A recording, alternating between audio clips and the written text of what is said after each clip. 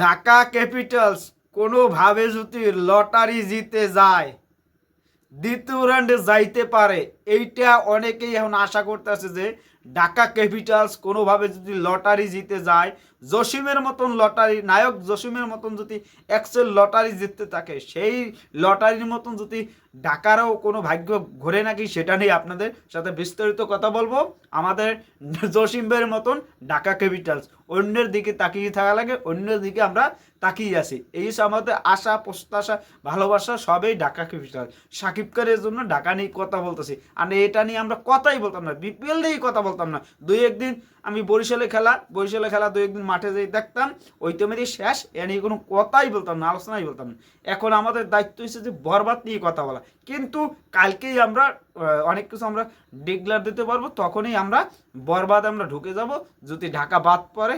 সেই আজকে লটারি এইটাই যে আমাদের মেগাস্টার শাকিব খানের ঢাকা ক্যাপিটালস, সে এত কষ্ট করে একটা দল গঠন করছে, তার কোম্পানি এবং সে মিলিয়ে একটা আমাদের বিনোদন দেওয়ার মাধ্যমটা বিপিএল একটা নতুন মাত্রা আনছে। সেটা আনছে ঠিক আছে, কিন্তু আমরা প্রত্যাশা অনুযায়ী আমরা কিছু পারফরমেন্স করতে পারতেছি না। তার জন্য আমরা লটারির উদ্দেশ্যে তাকিয়ে আছি, ঢাকা ক্যাপিটালস লটারির দিকে তাকিয়ে দ্বিতীয় রাউন্ডে যাওয়ার জন্য। ইয়েস, লটারির দিকে তাকিয়ে দ্বিতীয় রাউন্ডে যাওয়ার জন্য ঢাকা ক্যাপিটালস, এটাই আমরা আশা প্রত্যাশা করতেছি। বাইরে ভাই এসে কি বলবো, দুঃখজনক যে আমরা অন্য দিকে তাকিয়ে আছি। তারা যদি হারে যেতে, তারপরেই আমরা যাইতে পারবো সেকেন্ড রাউন্ডে। এই চেয়ে দুঃখজনক এসে কিছু হতে পারে না। এটা নিয়ে আপনাদের সাথে বিস্তারিত কথা বলবো যে কালকে মরণ বাসন ম্যাচ, দুইটা ম্যাচেই আমাদের এক রকমই এক কৌশলেই মরণ বাসন ম্যাচ।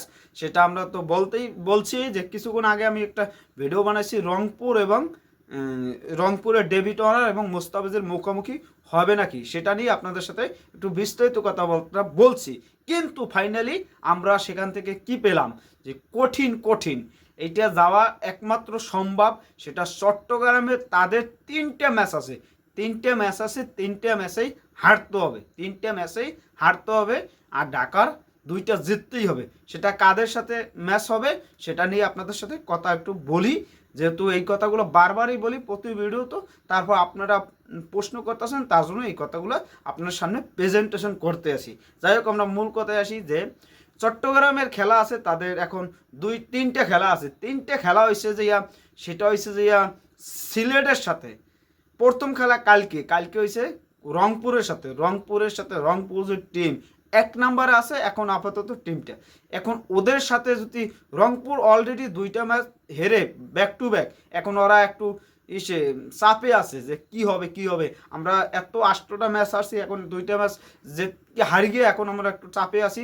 আমরা দ্বিতীয় রাউন্ডে খেলবো কয়েকদিন পর, 3 তারিখ থেকে। সেই থেকে আমরা যদি জয়ের ধারায় না আসি, তাহলে আমাদের একটা সমস্যায় পড়তে পারি। সেটার জন্য তাদেরও চাইবে, যথেষ্ট পরিমাণ চেষ্টা করবে যে আমরা যাব দ্বিতীয় রাউন্ডে, এই চেষ্টাটা তারা করবে।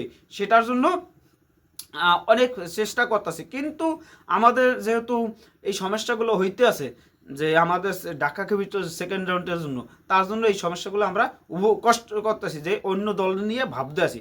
যাই হোক, আমি বেশি বকর করতেছি। আর এখন বলি, তারপর হচ্ছে ওই ম্যাচটা যদি হারে, তাহলে তারা 10 ম্যাচে 9টা খেলছে, 9টা হয়েছে 10 পয়েন্ট। তাহলে 10 ম্যাচে ওদের 10 পয়েন্ট। ঢাকা যদি দুইটা যেতে তাহলে 10 পয়েন্ট। এই যে 10-10 কাটাকাটি। তারপর হচ্ছে যে রাজশাহী তারা সিলেটের সাথে গত ম্যাচ হারছে, 3জন প্লেয়ার উঠেই রাখছে। এখন নেক্সট ম্যাচে তারাও চাইবে যে আমরা অন্তত একটা লাস্ট ম্যাচ জিতে বাড়ি ফিরতে পারি নাকি। বহুপুল আমার গাইলেইতেছে যে তুই কি করলো, এই একটা ম্যাচও জিততে পারলাম না, লাস্ট একটা হারছো। এই দুঃখ জ্বালায় আরিফুল হক চেষ্টা করবে যে সেকেন্ড লাস্ট ম্যাচটা আমরা জিতে জেনে বাড়ি যাইতে পারি। এইটাই হচ্ছে তাদের ভাবনা। কিন্তু ওদিকে চট্টগ্রাম ভাবনা, তাদের তো ভাবনা ব্যাপক, যে আমরা একটা জিততে হবে। আমি রংপুরের সাথে হারছি, এই ম্যাচ না জিতলে আমরা বিপিএল থেকে বাদ পড়ে যাব। এখন এই যুদ্ধে যারা জয়ী হবে, এই যে মোকাবেলা, দুই দলের মোকাবেলায় যারা জয়ী হবে, সেখান থেকেই আমরা এটাকে বাদ করে দিতে পারবো আমাদের। তাহলে 11 ম্যাচে যদি আমরা ধরে নিলাম যে সিলেট জিতে গেল, তাদের হইবে দুইটা যেসছে মনে হয়, 2টা না 3টা যেসছে, যাই হোক যা যেহেতু বাদ পড়ছে ওরা, এই অগ একটা পয়েন্ট হবে তাহলে বাড়বে। এই তারপর হচ্ছে যে লাস্ট বলবে চট্টগ্রামে 11 মাসে 10 পয়েন্ট, তাহলে ঢাকারও 10 ওদেরও 10। এই তারপর বলবো থার্ড ম্যাচ হয়েছে চট্টগ্রাম হয়েছে বরিশালের সাথে। বরিশাল ওই লাস্ট ম্যাচটা খেলেই 1 তারিখ লাস্ট ম্যাচটা খেলেই চট্টগ্রামের সাথে একটা জেতার ভাইব নিয়েই যাইতে চাইবে দ্বিতীয় রাউন্ডে।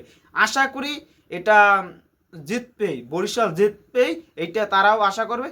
কিন্তু আবার চট্টগ্রাম আশা করবে আমাদেরও জিততে হবে, না বিপিএল থেকে আমরা বাদ পড়ে যাব, এই আশার জ্বালায় তারা এইটা জেতার চেষ্টা করবে। কিন্তু বরিশাল কোনোভাবে ছাড়বে না, বরিশালের লঞ্চের ধাক্কা সব হালাই দেবে। তার জন্য বরিশালের এখানে জয় ঘোষণা করলাম আমি। এটা আমার মতন অনেকেই আছে এরকম ঘোষণা করে। তারপর হচ্ছে কি এই 12টা খেলে ওদের হয়েছে 10, ঢাকার 10 আর খুলনার 8, তাহলে উঠিয়ে গেল রান রেটের ইসে। ধরো রান রেটের বিষয় আসবে, তারপর যদি সুযোগ আছে ঢাকার তাহলে ঢাকা উঠে যাবে। ঢাকা পিডিয়ে তৈবে 1-10 পিডিয়ে সব ফোয়াই নিতে হবে, যা প্রতিপক্ষ যা থাকো। এই রান 200-250 করতে হবে, যাগুলোকে পুরো 200-র উপরে রান করতে হবে। যাই হোক আপনাদের বুঝাইতে বললাম, এরপর আস্তে আস্তে সবাই বুঝাবো, আরও বুঝাইতে হবে। আমি তো বুঝি না, আপনারা বুঝেন না, এখন বুঝে সবাই। সুদান কথা এই যে কথা, তারা যদি না বুঝতো তাহলে 6টা ম্যাচ একটা না হারতো না, তাদের ভুলের জন্য এরকম হারছে। সবাই ভালো থাকবেন, গুড নাইট। কালকে খেলা থাকবেন, এই দুই দলকে সাপোর্ট করবেন, ঢাকা এবং রংপুর, তাহলে আমাদের জন্য সুবিধা, ভালো ভালো কিছু বয়ে আসবে, এটাই আশা করি। Good night everyone.